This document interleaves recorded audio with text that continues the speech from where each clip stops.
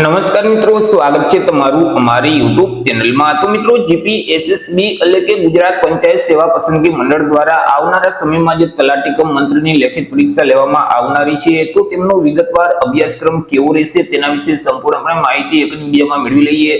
તે પહેલા વિડીયો ગમે તો લાઈક અને શેર કરી દેજો, ચેનલમાં નવા હોય તો ચેનલને સબસ્ક્રાઇબ કરી દેજો। તો ચાલો મિત્રો, વિડીયોની શરૂઆત કરીએ।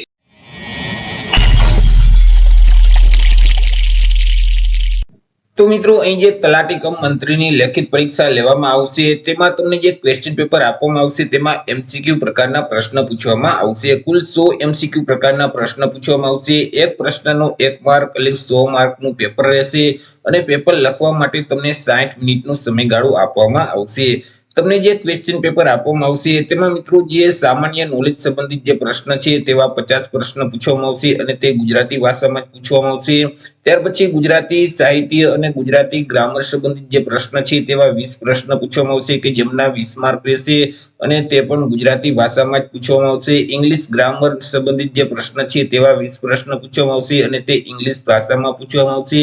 જ્યારે મિત્રો અહીં જનરલ મેથેમેટિક એટલે કે સામાન્ય ગણિત સંબંધિત જે પ્રશ્ન છે તેવા 10 પ્રશ્ન પૂછવામાં આવશે અને તે પણ ગુજરાતી ભાષામાં જ પૂછવામાં આવશે। તો મિત્રો, અહીં જે તલાટી કમ મંત્રીની જે લેખિત પરીક્ષા લેવામાં આવશે તેમાં જે સામાન્ય નોલેજ સંબંધિત 50 પ્રશ્ન પૂછવામાં આવશે તેમાં અલગ અલગ 11 ટોપિકમાંથી 50 પ્રશ્ન પૂછવામાં આવશે। હવે આ જે અલગ અલગ 11 ટોપિક છે તેમાંથી મિત્રો 4 ટોપિકમાંથી કુલ 17 પ્રશ્ન પૂછવામાં આવશે। હવે આ જે 4 ટોપિક છે તે ક્યાં ક્યાં રહેશે, તો તેમાં જે પહેલો વિષય છે તે જનરલ મેન્ટલ એબિલિટી અને જનરલ ઇન્ટેલિજન્સ એટલે કે રીઝનિંગ પ્રકારના જે દાખલાઓ છે તે પૂછવામાં આવશે, જેમ કે ઉંમર સંબંધિત પ્રશ્ન છે, લોહી સંબંધિત પ્રશ્ન છે અને તાર્કિક અંકગણિત છે તેમાંથી દાખલાઓ પૂછવામાં આવશે।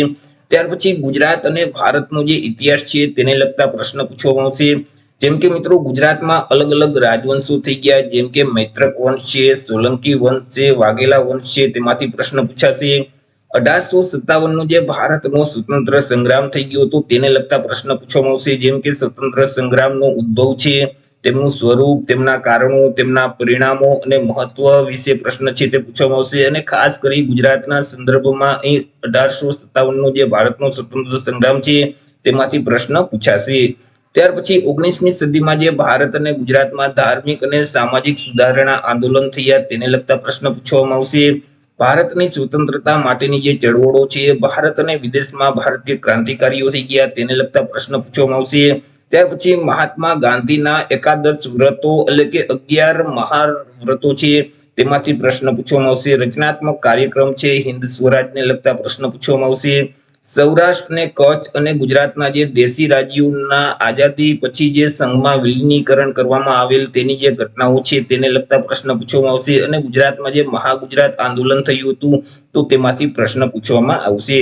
તે સિવાય મિત્રો અહીં ભારત અને ગુજરાતનો જે સાંસ્કૃતિક વારસો છે તેમાંથી પણ પ્રશ્ન પૂછાશે, જેમ કે ભારત અને ગુજરાતનો સાંસ્કૃતિક વારસો છે તો તેમના કળા સ્વરૂપો છે, સાહિત્ય છે, સંગીત, શિલ્પ અને સ્થાપત્ય છે, ગુજરાતના અલગ અલગ મેળાઓ છે, અલગ અલગ ઉત્સવો છે, ખાણીપીણી છે, પોશાક છે અને પરંપરાઓ છે તેમાંથી પ્રશ્ન પૂછાશે। ગુજરાતની જે લોક નાટ્ય કળાઓ છે એટલે કે જે ભવાઈ છે તેને લગતા પ્રશ્ન પૂછવામાં આવશે। ગુજરાતી સાહિત્ય અને જે સાહિત્ય સંસ્થાઓ છે, ગુજરાતના સંગ્રહ સ્થાનો છે અને પુસ્તકાલય છે અને ગુજરાતના અલગ અલગ તીર્થ સ્થળ અને પર્યટન સ્થળો છે તેમાંથી પણ પ્રશ્ન પૂછવામાં આવશે।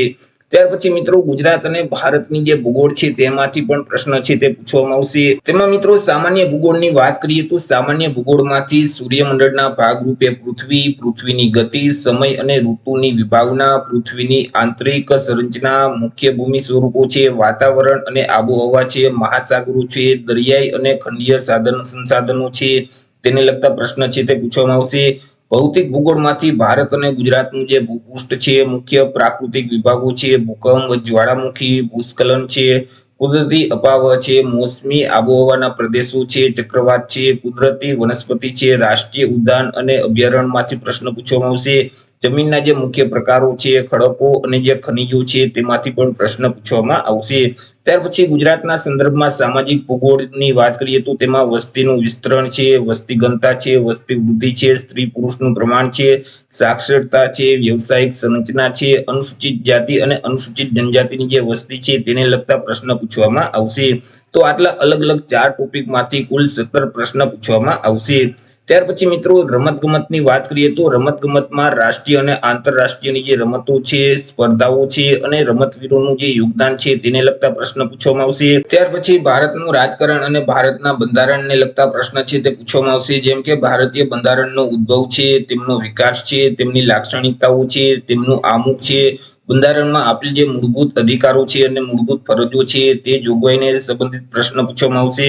માર્ગદર્શક સિદ્ધાંતો છે, અગત્યના જે બંધારણીય સુધારા કરવામાં આવ્યા તેમાંથી પ્રશ્ન પૂછવામાં આવશે. કટોકટીને લગતી જે મહત્વની જોગવાઈઓ છે તેમાંથી પણ પ્રશ્ન પૂછવામાં આવશે.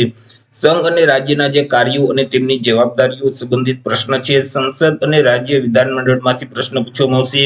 જેમ કે તેમનું માળખું છે, તેમના કાર્યો છે, તેમની સત્તાઓ છે, તેમના વિશેષાધિકારીઓ છે, તેને લગતા પ્રશ્ન પૂછવામાં આવશે. સમવાય તંત્રને લગતી બાબતોના લગતા પણ પ્રશ્ન છે તે પૂછવામાં આવશે.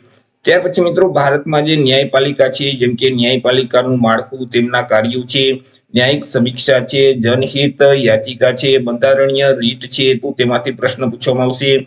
ત્યાર પછી બંધારણીય સંસ્થાઓ છે, તેમની સત્તાઓ, તેમના કાર્યો અને તેમની જે જવાબદારીઓમાંથી પ્રશ્ન પૂછાશે. વૈધાનિક નિયમનકારી અને અર્ધ નિયમનકારી જે સંસ્થા છે, અર્ધ ન્યાયકારી જે સંસ્થા છે તેમાંથી પણ પ્રશ્ન છે તે પૂછવામાં આવશે. સ્થાનિક સરકાર છે તેમાંથી પ્રશ્ન પૂછાશે. કેન્દ્ર અને રાજ્ય સરકારના અગત્યના જે નીતિઓ છે અને અગત્યના કાર્યક્રમો છે અને આરટીઆઈ એક્ટ 2025 છે તો તેને લગતા પ્રશ્ન પૂછવામાં આવશે.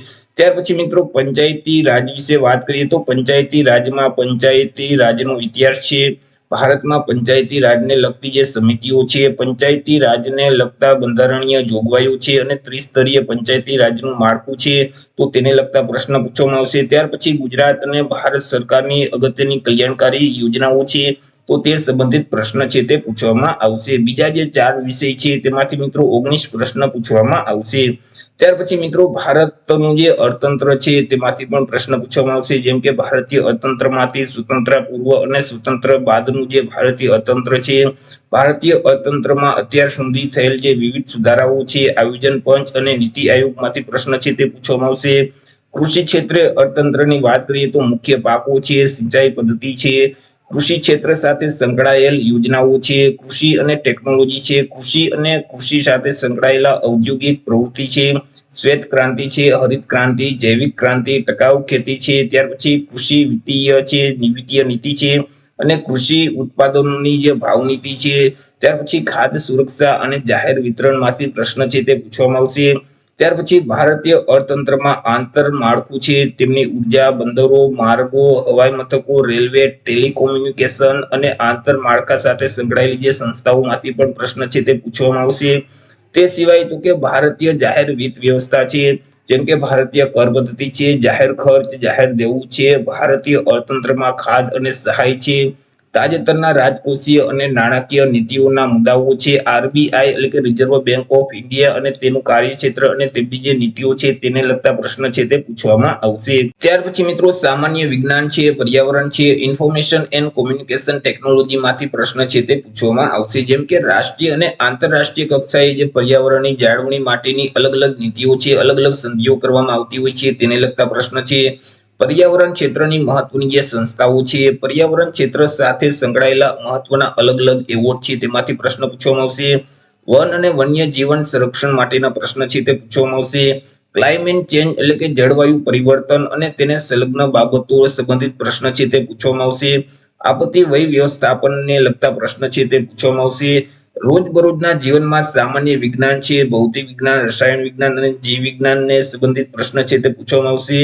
વિજ્ઞાન ક્ષેત્રે મહત્વની જે શોધ અને તેમના જે શોધકો છે એટલે કે જે વૈજ્ઞાનિકો થઈ ગયા તેને સંબંધિત પ્રશ્ન પૂછવામાં આવશે.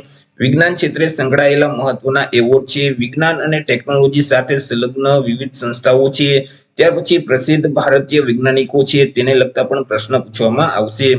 અંતરિક્ષ અવકાશ ક્ષેત્રે ભારતની જે પ્રગતિ છે, વિવિધ સંસ્થાઓ છે, માહિતી અને સંચાર તકનીકો એટલે કે આઈસીટી સંબંધિત પ્રશ્ન છે તે પૂછવામાં આવશે. જેમ કે આઈસીટી નું મહત્વ છે, તેમના લાભો, તેમના પડકારો છે, ઈ ગવર્નન્સ અને ભારત સંબંધિત જે નીતિઓ છે, સાયબર ક્રાઇમ અને સાયબર સુરક્ષાને લગતા પ્રશ્ન છે તે પૂછવામાં આવશે. ત્યાર પછી છેલ્લો ટોપિક છે કરંટ અફેર એટલે કે વર્તમાન પ્રવાહો. રોજે રોજની જે અગત્યની ઘટનાઓ બનતી હોય છે, પ્રાદેશિક, રાષ્ટ્રીય અને આંતરરાષ્ટ્રીય કક્ષાની મહત્વની જે સાંપ્રત ઘટનાઓ બનતી હોય છે, બનાવો બનતા હોય છે, તો તેને લગતા પ્રશ્ન પૂછવામાં આવશે. આવી રીતે સામાન્ય જ્ઞાનમાંથી કુલ 50 પ્રશ્ન પૂછવામાં આવશે.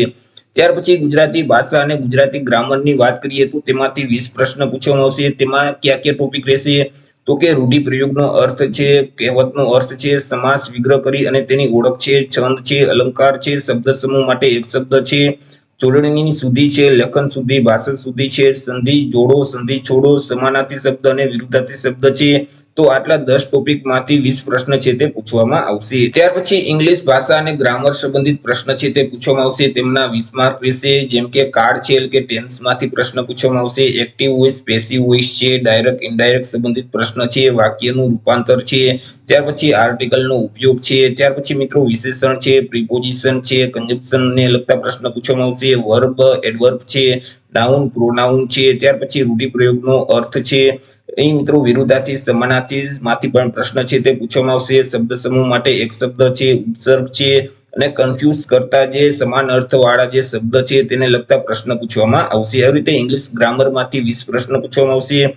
ત્યાર પછી મિત્રો જનરલ મેથેમેટિક એટલે કે સામાન્ય ગણિતમાંથી 10 પ્રશ્ન છે તે પૂછવામાં આવશે. તેમાં સંખ્યા પદ્ધતિ છે, સરેરાશ છે, ટકાવારી છે, નફો ખોટ છે, ગુણોત્તર અને પ્રમાણ છે, ભાગીદારી છે, સમય અને કાર્ય છે, સમય, ઝડપ અને અંતર છે, સાદું અને ચક્રવૃદ્ધિ વ્યાજ છે, સંભાવનાઓ છે, ક્ષેત્રફળ અને ઘનફળ છે. તો એ રીતે સામાન્ય ગણિતમાંથી 10 પ્રશ્ન પૂછવામાં આવશે. તો એ રીતે મિત્રો જે જીપીએસએસબી દ્વારા તલાટી કમ મંત્રીની લેખિત પરીક્ષા લેવામાં આવશે તેમાં કુલ 100 એમસીક્યુ પ્રકારના પ્રશ્ન પૂછવામાં આવશે અને 100 માર્કનું પેપર રહેશે. તો આશા રાખું છું વિડીયો પસંદ પડ્યો હશે. વિડીયો પસંદ પડ્યો તો લાઈક ને શેર કરી દેજો. ચેનલમાં નવા હોય તો ચેનલને સબસ્ક્રાઇબ કરી દેજો. ફરી મળીશું એક નવા ટોપિક સાથે એક નવા વિડીયોમાં. ત્યાં સુધી જય હિન્દ, વંદે માતરમ.